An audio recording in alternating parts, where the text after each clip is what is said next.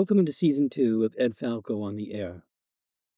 Today I'm reading Little America, one of my own stories from the collection Burning Man.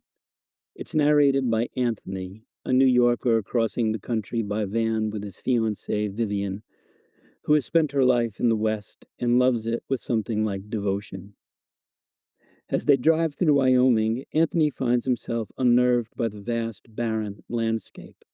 What begins as a romantic trip, one Vivian has imagined as a kind of extended honeymoon before the wedding, quickly gives way to friction, though one suspects friction is an ordinary element of their everyday relationship. When a miscalculation leaves them far from their intended destination, they pull off the road into an empty stretch of desert, where the silence and isolation seem to heighten everything between them, including the strange and ever-shifting boundaries of intimacy.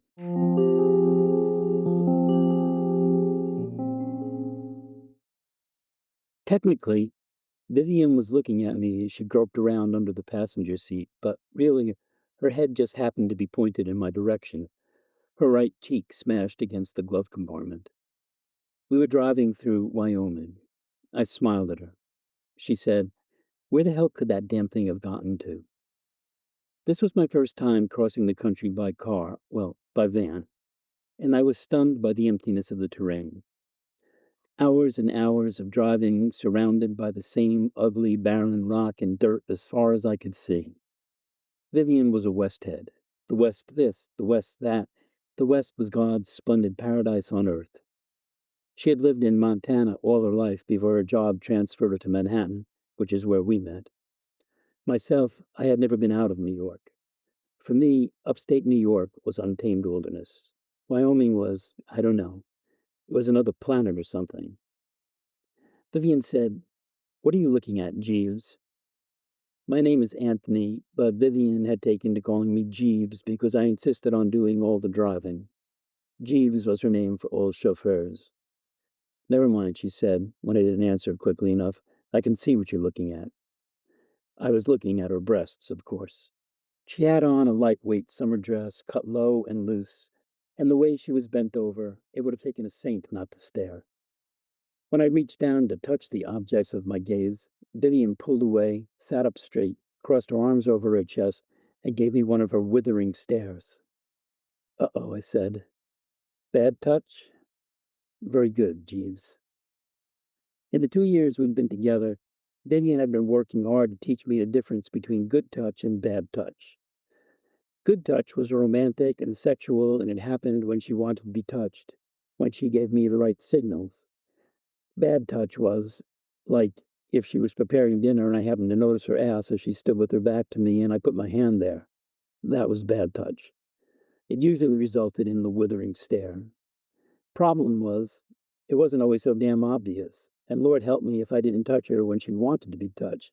That meant I didn't love her. I sighed. "I didn't realize you didn't want to be touched," I said. "Forgive me." "You didn't realize?" She looked at me as if I had to be an idiot. Then she sighed. As a couple, we tended to sigh a lot. "Forgive me," I repeated. "But this was planned as a romantic trip, remember? I mean, the plan was romance." "Sure it was," Vivian said. "That was the only way I could get you out of Manhattan." "Oh, so it was a deception? The promise of sex was a subterfuge to get me out of Manhattan?" "Right. It was a deception, Anthony. I didn't really want to have sex with you on this trip. In fact, I got a yeast infection so I wouldn't have to, even though I spent the whole year planning this stupid vacation." I saw her point. My aggressive attitude dissolved. "Anthony," Vivian said, "why are you such an asshole?" "I'm sorry, Vivian. Forgive me for touching my fiancée when I noticed her breasts. Forgive me for thinking she might actually want to be touched." As a couple, in addition to sighing a lot, we also tended to drop into sarcasm pretty easily. "I'm scrunched up against the dashboard looking for the cap to a tube of vaginal cream," she said, "and you thought I might want to be touched? What is wrong with you, Jeeves?" "There's nothing wrong with me," I said. Then added, "What's wrong with you?" Vivian reached into the litter bag at her feet and pulled out the tube of cream with the missing cap. which is less a tube and more a perverse cross between a tube, a syringe, and a push-up pop. She pulled back the plunger and held the device dangling from her fingertips. Do you know what I had to do with this thing, Jeeves? I can make a guess. That's right, Vivian said. Exactly. And so I said, is it my fault? Yes, it is. It's your fault, Jeeves. It's my fault? Yes. I pondered this. How was it my fault that Vivian had a yeast infection? Because of work and trips and scheduling, we hadn't had sex in weeks. For a moment, I was nonplussed. Then my training came back to me. When she got unreasonable in an argument, she had explained this to me many times, it meant she was feeling vulnerable and needed to be reassured. She recommended gentle, loving touch and kind words. I reached across the seat and held her hand. Vivian, I said, I love you very much. I think you're beautiful. She was silent a moment. Outside, the same relentless, barren landscape sailed by unending. Sure, she said, subdued. Now, when I'm 25, you think I'm beautiful. What are you going to think of me when I'm 55 and look like a stereotypical Italian grandmother? Are you worrying about the wedding? The wedding was planned for Labor Day, and it was still a couple of months away.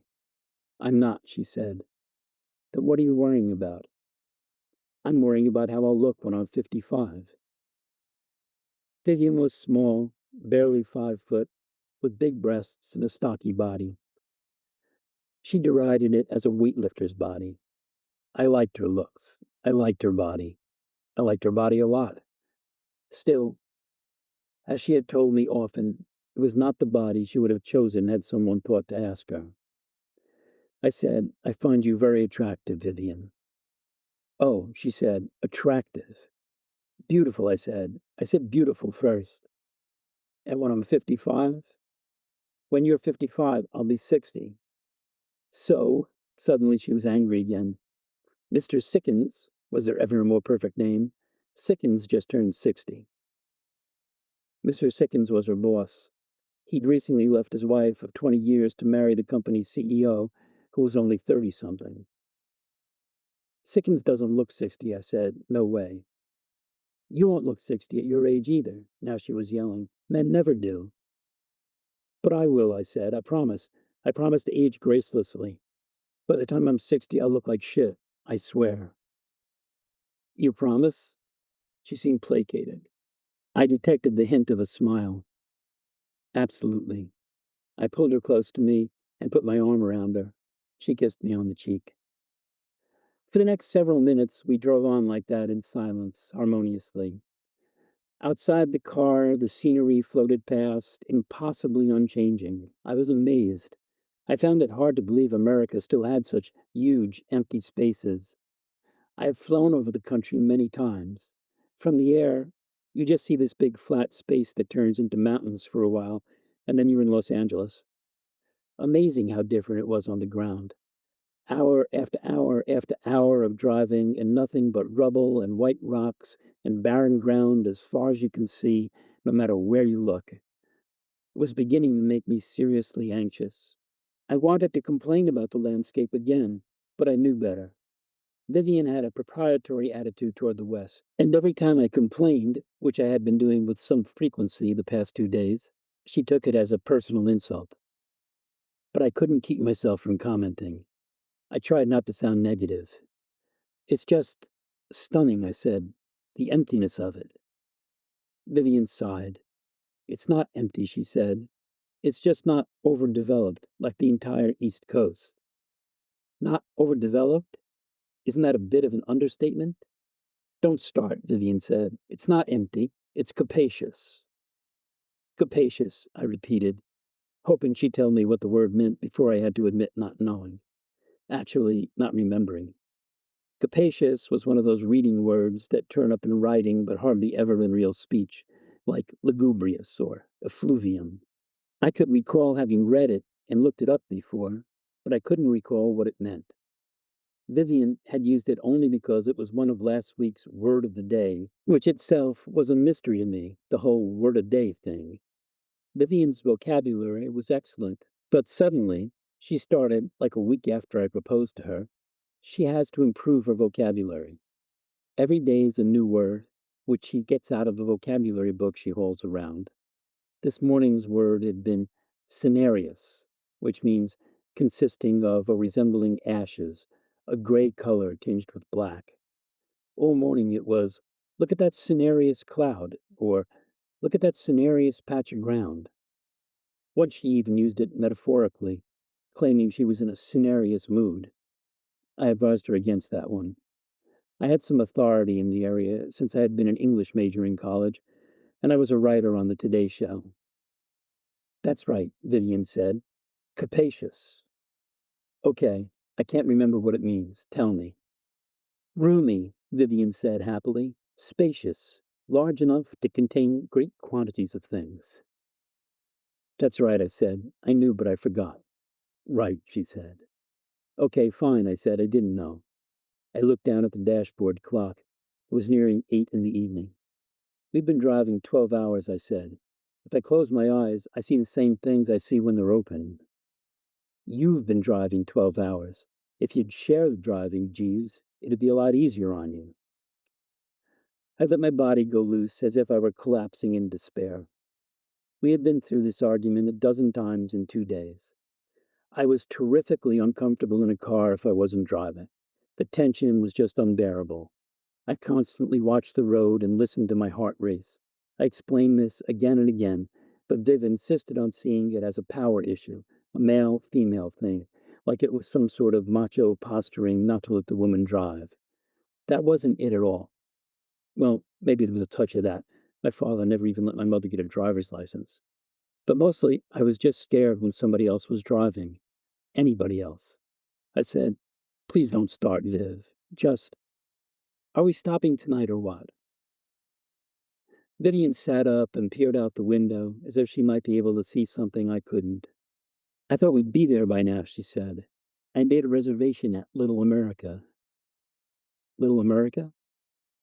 You'll love it, she said. Wait and see.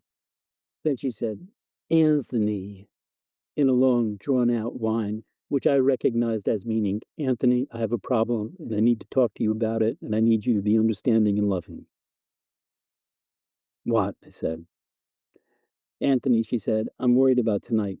I've been worried since this morning. I had no idea what she was talking about, which wasn't unusual.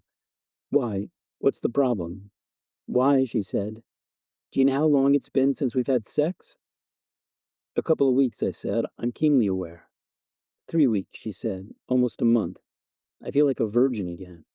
I spent all year building up this trip as a sex holiday. Then I get this stupid infection, so you might as well be traveling with a nun, and now we find we can finally have sex, and we can have sex? I'm fine today. I speeded up a bit. Vivian said, do you see my point? Not really. Anthony, she said, you're so dense. I wanted this to be a romantic trip, and now we've both been waiting and waiting, and I feel like I promised you the Kama Sutra or something. I mean, we can't just have ordinary sex after all this buildup. After all this, I feel like I need to reveal a secret sex organ or some exotic trick you've never dreamed of. I mean, I feel like I need to do the dance of the 7 veils or something. Don't be silly. Good, she barked. Dismiss my anxieties. That'll help a lot. Vivian, honey, oh, be quiet, Anthony. You're hopeless. She hopped over the seat and into the back of the van, where we had a little traveling room set up. I heard the cot squeak as she climbed on and stretched out. I'm taking a nap, she said. Wake me when we get to Little America. How much longer is that going to be? I thought we'd be there by now, she said. Can't be another 5 or 10 minutes. How will I know when we're there? You'll know, she said. You can't miss it. Believe me. 3 hours later, I made a right turn onto a dirt road that appeared to lead out into the desert. It was after 11, and I was beginning to feel as though the steering wheel were an extension of my body. Vivian sat alongside me with her knees pulled up to her chin. She was confused. She had fallen asleep a little after 8, and I had pulled into a gas station shortly after that to ask how much longer to Little America. The gas station attendant said, Little America, about 300 miles up the road. I said, 300 miles, are you sure? He didn't answer. He looked at me as if I had two heads, and then he looked away. When Vivian finally woke and joined me up front, she wouldn't believe she had so miscalculated the distance to Little America. She snatched the maps from the glove compartment to see for herself. By 11 o'clock, we started looking for somewhere to pull off the road so I could sleep a while. And a little after that, the dirt road appeared. It didn't look as if it could possibly go anywhere. Maybe an eighth of a mile off the main road, we found what looked to be an abandoned mine. I parked the van next to a boulder and stretched out as soon as the engine quit. I was dying to stretch, which was the first thing I did as soon as my feet hit the ground. I lifted my hands up high over my head and bent over backwards. Joints cracked and popped along my spine and neck. When I straightened up and looked around, I was struck by the stillness of the place. The quiet was amazing. I had never heard such quiet. I must have just stood there motionless for more than a minute, staring out across an endless rocky plain that looked like the pictures that little robot sent back from the surface of Mars. I was waiting to hear a sound, anything. I didn't. I didn't hear a damn thing, not even wind. Just nothing. Silence. I tried to identify the feeling it evoked and decided it was fear. There was something terrifying about such silence. I thought, this is what it must sound like when you're dead. Vivian, I said, as much to hear myself speak as to get her attention. Vivian was still in the passenger seat. Her arms were crossed over the open window, and she was looking up at the sky. I leaned against the driver's door. How come it's so quiet? I asked. Isn't it magnificent? She answered, the awe in her voice palpable. I looked around, thinking perhaps I had missed something. I saw the same rocks and heard the same silence. With the exception of the boarded-up mine entrance some 20 feet or so in front of us, this place was the definition of nothing. No sounds, no things, just dirt, rock, and silence. I said, if you say so. She turned around to look at me. You don't think it's magnificent? She said. She sounded disappointed in me. Don't you feel it? I decided it would be best not to answer. Shouldn't there be some sounds? I asked, like animals scurrying or something? I mean, it's just so quiet, it's weird, it's not natural. There are sounds, she said. You just can't hear them yet. I said, I just can't hear them yet? She laughed. Apparently, she was in a magnanimous mood. Didn't you say you wanted to sleep a while? I have to piss first. I looked behind me. The boulder beside the van must have been a good 5 feet high. I considered walking around to piss on the other side of it. You sure it's safe out here? I asked. I mean, there aren't like grizzly bears or tarantulas or anything, right?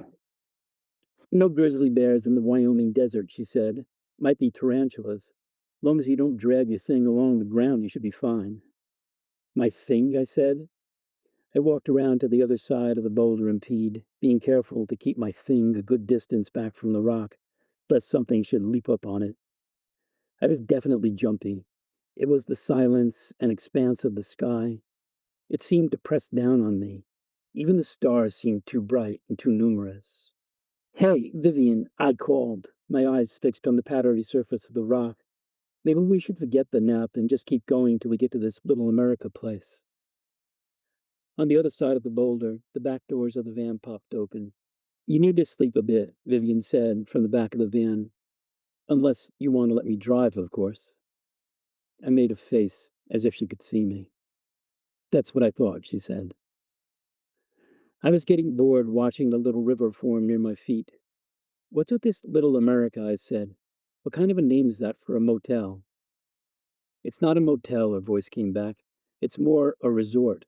Green grass and neat little clean buildings, like idealized hometown America, only it's stuck in the middle of the desert. Green, I said. Grass? I was suddenly enthusiastic. I realized that I hadn't seen anything green in days. I knew you'd love it, she said. Just don't ask how much water they have to waste to grow the lawns in the desert. I hadn't planned on asking. It didn't seem like a waste to me. I zipped up and walked around the boulder, thinking about grass and trees and how much I took them for granted. When I reached the back of the van, however, my thoughts shifted quickly. Vivian was stretched out naked on the cot. In the desert moonlight, the hidden flesh of her body, ordinarily pale white, even pinkish, appeared dark and exotic. Her nipples, reddish under the light of lamps and ceiling fixtures, were darker, a deep maroon or brown.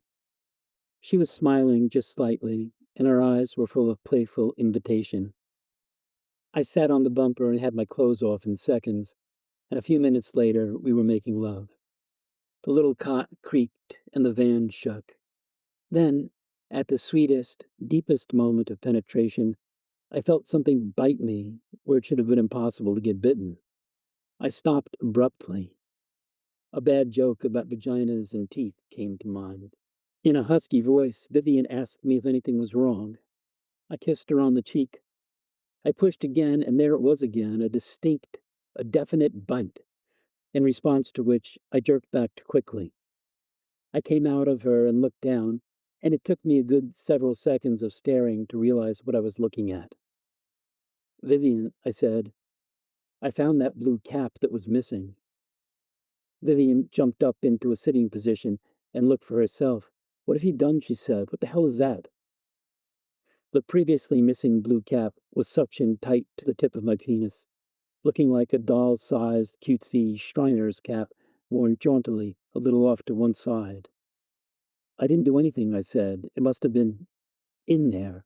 And when Oh, she appeared to be at a loss for words. I had a hard time reading her expression.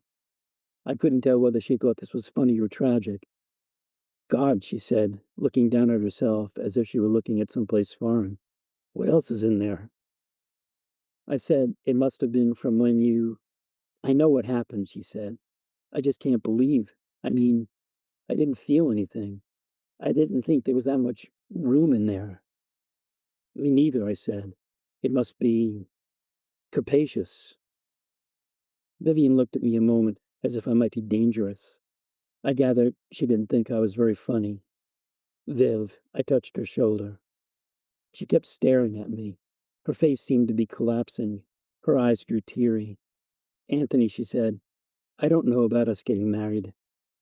I slid down off the cot and out of the van. She walked casually to the boulder, as if she were fully dressed and strolling down a corridor to the ladies' room, and not naked and walking to a rock in the desert. I followed her. After gingerly removing the little man's cap, it was odd. We were paddling around the desert as if it was our bedroom. Can I have a moment of privacy, she said when I tried to talk to her. Sure, I said, and I waited on my side of the boulder. It struck me that this was a lot like the arguments we'd have in our apartment, when she'd go into the bathroom and I'd have to talk to her through the closed door. I touched a slick space on the boulder with a fingertip. The surface was smooth as skin. Vivian, I said, what have I done? What have you done? She repeated. Do you know how this makes me feel? The cap thing? It's nothing. It's funny. The cap thing, it's funny. Anthony, she said, you're insensitive. Oh, Vivian, look, I'm sorry. I didn't mean to be insensitive, truly. First, it's the infection, she said. Then my vagina turns out to be a storage closet. I laughed. You think it's funny? I stopped laughing. That wasn't supposed to be funny? She didn't answer, but I could feel the waves of anger right through the boulder. Okay, I said, I'm a jerk. I'm sorry. You're an insensitive jerk. Okay, an insensitive jerk. It's not just this, she said, the cap thing. It's the past 2 days. It's the West. The West? Ever since we've gotten to the real West, the real empty spaces, you've done nothing but complain. I turned around and leaned back against the boulder. I looked up at the endless expanse of sky. That's not true, I said. Yes, it is. Not only have you not been impressed, you act like you're offended by the landscape, like you can't believe God had the gall to create this place. You're exaggerating.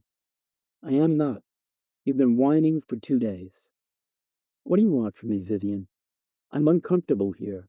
This is not my home. No, she said. Your home's in Manhattan, where you're the golden boy, the hotshot TV writer, the man with the phoning friends. Don't start. Well, this is my home, she said. This is where I feel like somebody. Fine, I said. It's your home. It's still ugly. It's not ugly, Anthony, she responded calmly. You just lack the spirit necessary to comprehend the beauty of the West. I lack the spirit.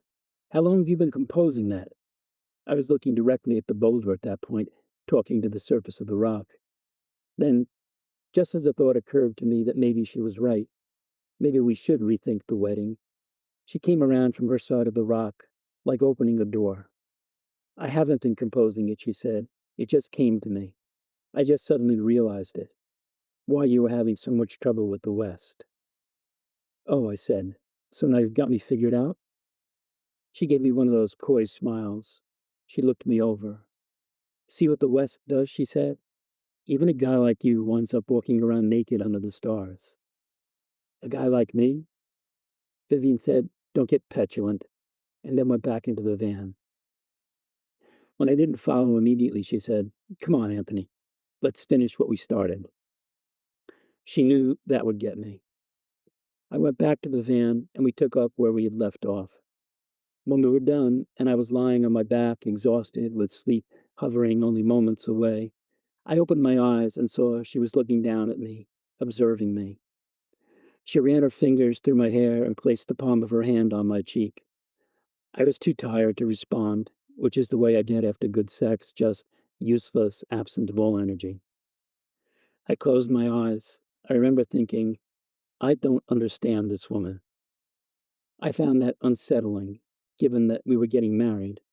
But then my thoughts shifted again, and I was picturing Little America as a place of green lawns and comfortable beds and two-story houses, with bay windows where aproned women watched birds eat seed out of wooden feeders. The predominant color was green. That I found comforting, and I laughed at myself, at how absurdly old-fashioned this deep part of me was. When I tried to imagine one of those aproned women searching around inside herself for a lost medicine cap, I laughed again. Vivian said gently, what are you laughing at? I managed to mutter nothing, and I touched her hand, which was still resting on my cheek, to assure her everything was fine. She said, I'm driving tomorrow, Anthony. She sounded the way she did often after sex, all soft and gentle and loving. Her voice seemed to drift down to me from the upper edge of a circle that was just the two of us, walled off from all that vast emptiness outside. Okay, I said, sure, you drive tomorrow. Vivian didn't say anything. She pulled the back doors closed and cuddled up beside me, and then I let myself float deliciously toward sleep, thinking about Little America somewhere off in the distance. In my mind, the words hummed round and round like a meaningless song, a tune full of vacant yearning out in the desert. Little America, they said. Little America, Little America, Little America.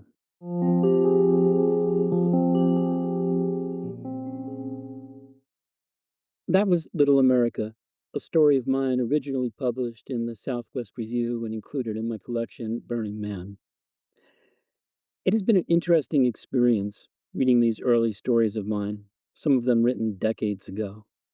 In this story, I found myself wondering what I must have meant by having Anthony drift off to sleep repeating Little America over and over.